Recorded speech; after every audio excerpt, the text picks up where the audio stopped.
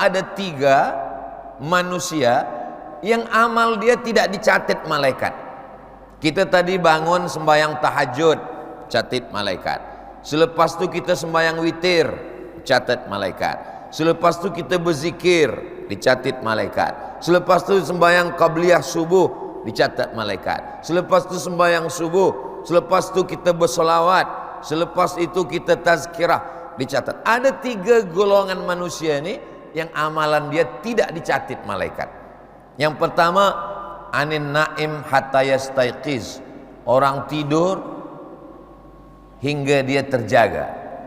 Yang kedua, anis sobi hatta yahtalim, budak kecil hingga dia akil balik. Yang ketiga, anil majnun. Majnun tahu sendirilah. Ketiga-tiga ini nampaknya berbeza. Orang tidur, budak kecil, orang gila. 3-nya berbeda, tapi maknanya satu. Apa maknanya? Orang tidur, budak kecil dengan orang gila, ketiga-tiganya tiada akal. Maka yang wajib sembahyang itu baligh berakal. Yang wajib puasa itu baligh berakal. Yang wajib haji itu baligh berakal. Jadi siapa yang tak berakal, dia boleh untuk tidak bertaubat sebab segala amal dia tidak dicatat. Maka siapa yang ingin mengamuk, ingin berkelahi, ingin buat dosa, manakala tidur, manakala kecil, manakala gila. Sebab ada orang ini gila, dia gilanya itu bukan gila. Ada gila ni gila unlimited, tapi ada gila ni temporary. Gila pukul 8 sampai pukul Akal ni kadang-kadang dia ada datang macam terbang inggap. Akal manusia ni ada yang inggap lepas tu terbang balik. Ada beberapa manusia ni akal dia waktu jam-jam sembahyang terbang. Ini dia tak wajib sembahyang. Jadi nanti kalau nampak ada orang tak sembahyang, mungkin akal dia sedang terbang. Maka dia termasuk dalam golongan yang tak wajib. Ini untuk membuktikan bahwa tak semua yang ada itu boleh kita tengok dengan mata kita. Akal itu okeylah, akal itu susah sebab dia di dalam. Roh juga susah sebab dia di dalam. Cinta sesuatu yang tak nampak, tapi dia ada. Seorang suami yang cinta kepada istrinya tak percaya. Maka suami ini pun berkata kepada istrinya, kau belahlah dadaku, akan kau nampak engkau di sana. Yang andai itu dia lakukan pun tak juga ada di sana. Kalau tak percaya, balik dari sini, ambil pisau, belahlah. Tidak ada dia di sana. Jadi semua kata-kata itu hanya kiasan semata. Maka untuk menunjukkan sesuatu yang tak nampak, biasanya diumpamakan dengan sesuatu yang nampak. Cintamu bagaikan air yang jatuh di daun keladi. Selepas tumpah dia tak berbekas sama sekali. Saya memang jam-jam segini ini suka berpuisi. Artinya apa? Tidak semua yang ada itu mesti nampak. Mana cinta, mana benci, mana marah, mana rindu, mana akal, mana kasih, tak nampak. Dan ada satu lagi, dia ada tapi kita tak nampak. Apa dia? Muka kita. Muka kita pun kita tak nampak. Bila orang pertama kali nampak menengok muka dia, waktu dia berhenti di bawah pokok kayu. Pokok kayu ini rimbun. Di bawah pokok kayu ini ada kulam. Musafir berjalan jauh, panas terik. Dia tengok ada pokok kayu rimbun. Dia berhenti di bawah pokok kayu. Dia berhenti di kulam. Ketika dia ingin minum di air kulam, dia tengok di permukaan air kulam ada wajah dia. Itulah manusia pertama kali menengok rupa dia. Sebelum itu manusia tak tahu macam mana rupa dia. Manakala dia tengok rupa dia, dia pun terkejut. Oh, begitu rupa aku rupanya. Manusia tertipu dengan mata dia. Sesuatu yang nampak dia sangka ada, rupanya tak ada.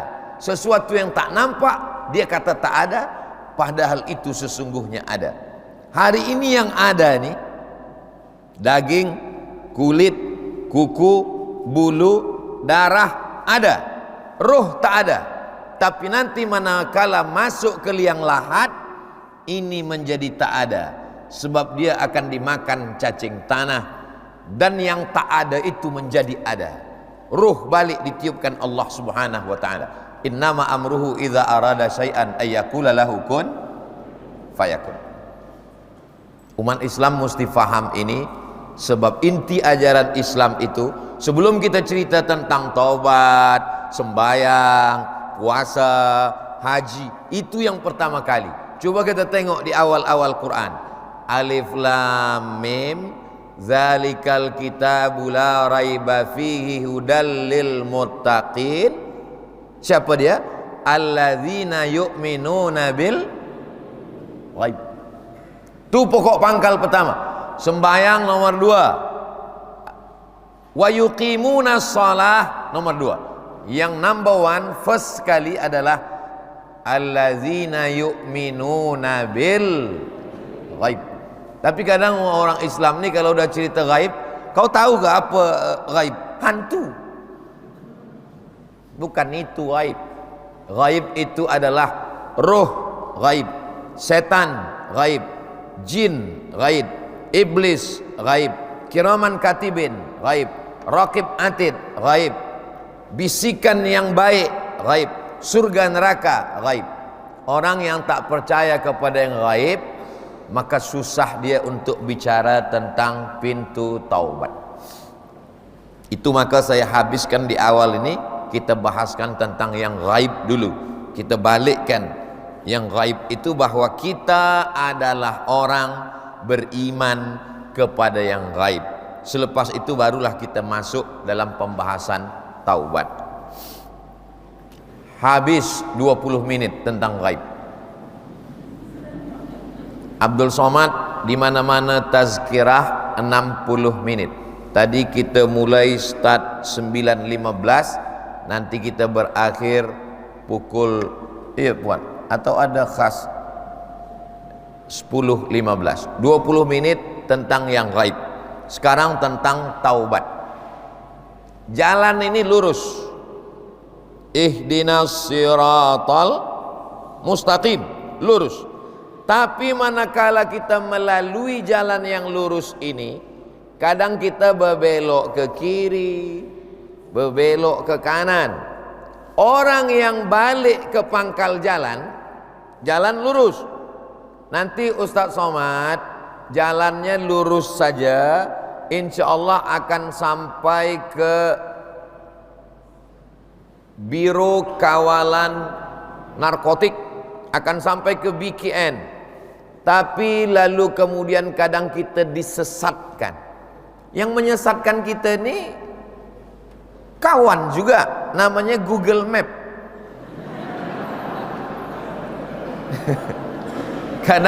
Kadang dia sesatkan kita.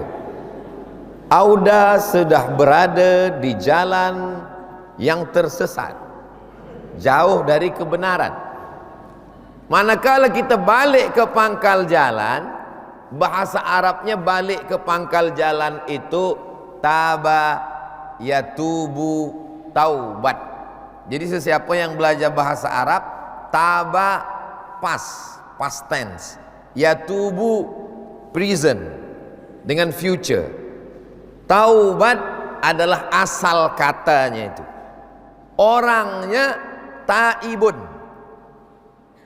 Taubat balik ke pangkal jalan itu disebut dengan taubat. Jadi makanya kalau ada orang taubat, sebenarnya kita sedang mengajak dia balik ke pangkal jalan. Dia sudah teramat jauh tersesat. Biasanya orang sesat ini dia tidak merasa tersesat. Sesiapa yang pernah tersalah jalan, apa yang saya cakapkan ni dia ingat, oh memang betul kata Ustaz Somad. Kenapa Ustaz tahu?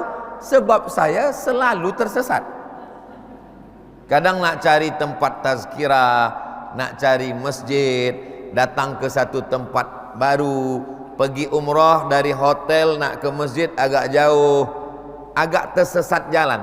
Manakala kita berjalan, kita tengok, oh nampaknya macam jalan tadi, padahal sebenarnya kita semakin jauh. Mesti ada orang yang mengingatkan kita. Dia tepuk bahu kita, dia katakan, kamu tersesat, kamu sudah salah jalan. Sebab bila tidak ada yang mengingatkan, kita akan terus berpusing, sampai akhirnya kita lapor ke polis Saudi Arabia. Assalamualaikum polis. Waalaikumsalam. Polis tak boleh cakap Melayu, kita pula tak boleh bahasa Arab. Untungnya bahasa sembayang ni boleh kita pakai di Makkah. Assalamualaikum Datuk Polis, ihdinas siratal mustaqim. Tunjukkan aku jalan yang lurus. Bahasa Arab ini orang Arab pun tak pakai lagi. Bahasa Arab ni. Tapi bahasa sembayang ni dari mula Yaman, bahasa Arab apa kabar, kaifa haluk, kaifa haluk, how are you, kaifa haluk.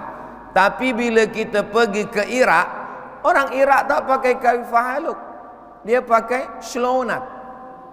Bila kita pergi ke Mesir, orang Mesir tak pakai kaifa haluk, dia pakai izayyak. Bila kita pergi ke Maghribi, orang Maghribi tak pakai kaifa haluk, dia pakai labas alik kidir syuaya. Tapi bila kita pakai bahasa sembayang ni, dari Yaman hingga Maghribi boleh faham. Jadi bila kita tersesat, tak usah cakap Maghribi, tak usah cakap Yaman, tak usah cakap aja cakap pasal sembayang. Ihdinas siratal mustaqim. Bila dia tanya, awak di aras berapa? Aras 1, aras 2, salasa raka'atin. Itu maknanya aras 3. Yang agak susah sikit kalau kita duduk aras 7. Aras 7 itu kita berfikirlah, awak aras berapa? Al-Maghrib wal Isya. Itu tuh aras 7. Semua boleh paham. Mereka boleh paham. Ustaz kenapa tahu? Aku dah pakai dah.